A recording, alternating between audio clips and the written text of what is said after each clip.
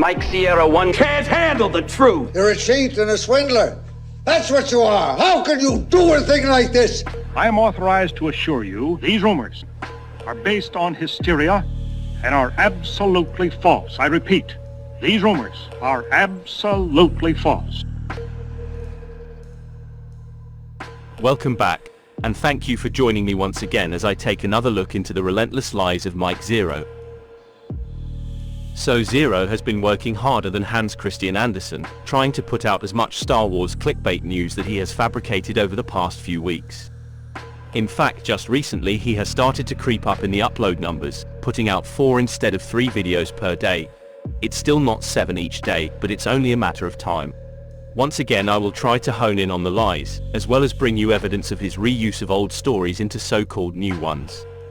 It's easy to understand when the videos are put together in close proximity to one another, instead of being splayed out over the days and weeks. Over time the lies get lost, but clumping the videos back together again sheds a new and different light onto everything he has told you. So let's get going with this video, and I'm going to start with this. Favreau and Filoni just cancelled Kathleen Kennedy's plan. Her endgame is over, Star Wars explained. Now further, it's noted that John and Dave recently cancelled an entire High Republic trilogy from the slate of Star Wars movies that were greenlit by Kathleen Kennedy before she lost her creative power. Now there's a twist to all of this. This was a decision long in the making, as it is involved, of course, how the roadmap was very much expansive and shifts for the franchise to open up new slots for other films driven by more passionate creators. Now, the other side of the coin here is that the High Republic trilogy was intended by Kathleen Kennedy to release on Disney Plus instead of the theaters, as the first Star Wars movies slated to release on the streaming platform instead of in theaters. The thing about this, however, is that Kathleen Kennedy was focusing on completely transforming and breaking the rules of Star Wars, and literally quite saying so. We're going to be tapping into exactly what this really means. So, John and Dave, they realized a big flaw with the High Republic trilogy, and this was going on basically, guys, for throughout all of 2022. They were trying to get this thing canceled off the roadmap. It was all preliminary stuff about canceling it. Now it's finally done. It's concrete. It's off the roadmap. It's not happening ever, and will never see the light of day. This is a pretty recent video from Zeroh, and it was dated the 8th of February 2023. In short, the Kathleen trilogy set in the High Republic has been cancelled. I repeat, cancelled by Favreau and Filoni. There was no wars or conflict, and only some form of natural disasters set in each one of the 3 films. Once again, Zeroh is lying to you. This trilogy, according to Zeroh, has already been cancelled once before. So if that's true, why are we here yet again? Now, it's described that Bob Chapek canceled the new trilogy mainly due to Kennedy focusing it on the High Republic era that was going to involve no wars and would promote a politically correct take on Star Wars, where Kennedy wanted to get rid of any form of violence. No wars, no battles, or even fights in the trilogy were going to happen. Kennedy's vision was to make a Star Wars trilogy that was 100% peaceful, for the most part with a slight conflict that would be inspired by the Cold War. I don't think it matters how many times I say this, but Zeroh is not only baiting you with misleading titles, but he is also spamming the hell out of YouTube with old content, and this is yet another prime example among many. That last clip is 2 years old, and bar a few subtle differences, it's basically the same content as heard in the first clip. Still no wars, but based on the Cold War. But that has now made way for natural disasters instead. Bob C never cancelled it during his reign, and 2 years later Favreau and Filoni never cancelled it either. It was never going to happen the way Zeroh said. The project only ever existed to make it seem that Kennedy was going to be doing something to anger the fans, even more than they are angry about already. And for the second time, that I actually know of, this story he made up has been swept under the rug, and when he needs to enrage the fans again, this story will come to light once more. Now, with Favreau more talkative lately with the fandom, he went on to spill his true feelings about The Last Jedi and Rian Johnson's direction with the character of Luke. Favreau went on to say the following: "To be honest, I want to respect Rian and all because I know how it can be as a writer, a director, and a creator sometimes. but I would have never done what he did with Luke, especially at the middle point of a trilogy as big as it was. You see, I think the problem many fans had, including myself, as that fans were anticipating the mysterious character so much for 2 whole years, after only getting a tease of him in the first one, and what they got was disappointing in The Last Jedi. This is the main reason, by the way, why Jon Favreau joined The Mandalorian, or, at the time, the first live-action Star Wars series that was untitled, is because he had a lot of problems with The Last Jedi. He did not like the storyline, he did not like how Luke was used, and basically he wanted to join in to eventually build things up to bringing Luke back in true fashion. That's why, believe it or not, Jon Favreau actually brought Luke back in Season 2, the perfect moment, 1 whole year after Episode 9 released. In late 2020, it was the best surprise of all. The clip I just played was from January the 28th, 2023, titled "Favreau Admits He Hates The Last Jedi." He says this to fans. Star Wars explain. Now he might well do, but I can't find a video or written text on a website to even suggest he would sit down with someone and openly have a go at another director. Zeroh also let it be known that Favreau joined The Mandalorian. Forgive me if I'm wrong, but I was under the impression that this was Favreau's baby, so I can't see how he joined the Mandalorian team, for want of a term.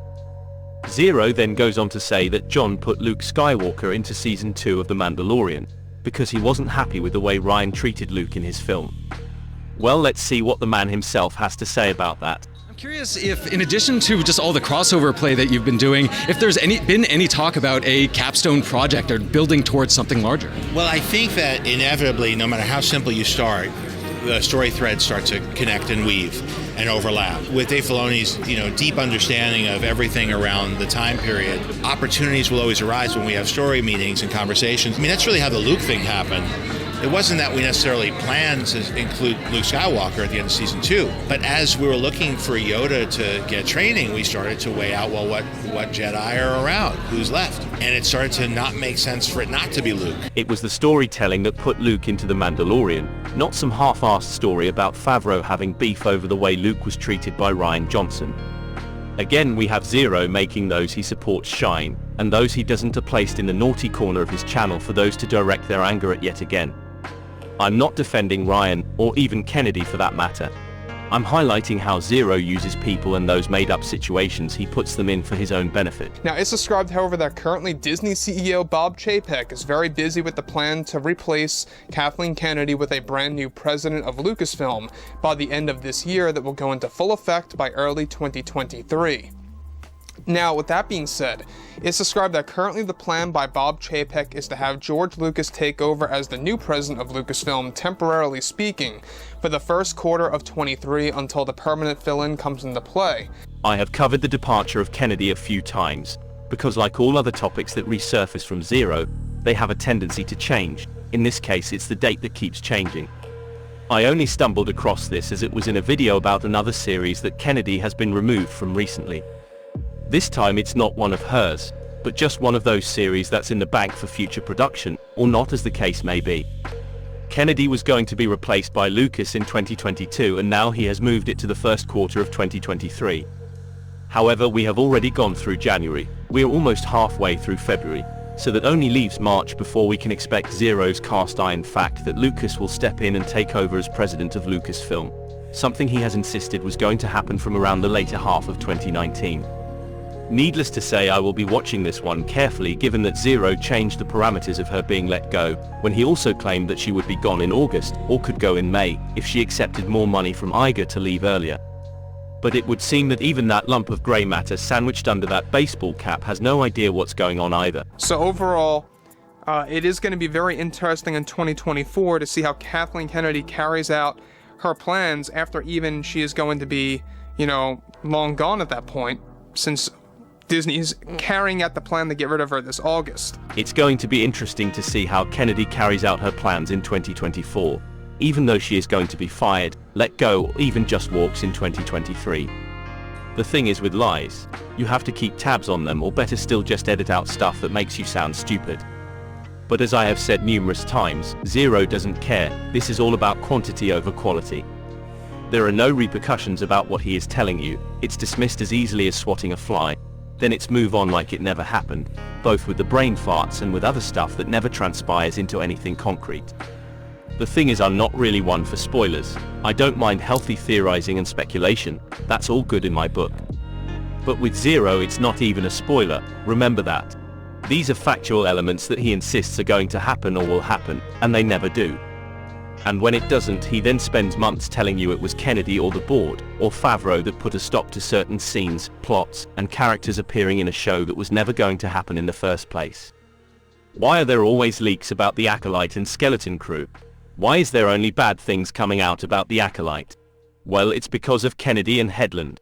But there's also a great deal being circulated about the tough conditions on Skeleton Crew, something else he blames on Kennedy, but forgets to mention that Favreau and Filoni are also executive producers on that show, so why isn't he also including them? He won't, because everyone hates Kennedy and everyone hates Headland because of her past association with a rather unsavory character. It's as simple as that. Favreau is set to make it canon that many of Yoda's species' names start with a Y. So, Yoro's last name is also said to be Minch, M-I-N-C-H, and that many of Yoda's species, even though unrelated, are said to share the same last name as Minch. Now we move into something factual, the name Minch, which was indeed the last name of Yoda, which appeared in the first draft of The Empire Strikes Back by Lee Brackett. And even before the name Yoda, they considered the name Buffy. But thankfully it came to pass that Yoda would indeed be the name of the Great Master himself. That came from a video back in December 2022, so well over a month ago. But this isn't the problem I have with what has been said here by Zeroh. My problem comes a little later in a video he made on the 10th of February 2023, when in an interview, Favreau was supposed to have said the following. It's been a discussion that we have been having for several months now, and an idea that we had for years to hide Grogu's real name and save the best for last. We always had this sort of plan to use Grogu as this cover name, and that there is more to his story. As far as his real name goes, we are looking into George's original drafts of The Empire Strikes Back to provide a real name for Grogu and how we are going to use that in spirit to honor Yoda and to provide fans a true identity for Grogu to present himself to the audience. All I can really say right now is that his first or last name, I won't say which, is going to start with the letter M or will contain the letter M. That's all I will really say right now and leave things at that. I would hazard a guess that Favreau isn't stupid and has a pretty good memory all told. So why did he say in an interview, a month after he was supposed to have done this, that Grogu's real name will start with an M, either first or last name, when Zeroh has again insisted that John made it canon that Yoda's species' first names will all start with Y? Favreau is set to make it canon that many of Yoda's species' names start with a Y. These videos are made to highlight things that can be called into question about Zeroh's content. Whilst Zeroh uses factual information in his videos, to a degree, it's the stories that he builds on those that are dubious, and it's those points I tend to gravitate towards. If you want to watch his videos, then do so, I can't stop you, but hopefully I can make you think twice about following a fraudster. Well, that's all I have for you today, so until the next time, whenever that may be, thank you for the comments and likes and the support of the channel, for what it is. Take care and I'll see you again soon.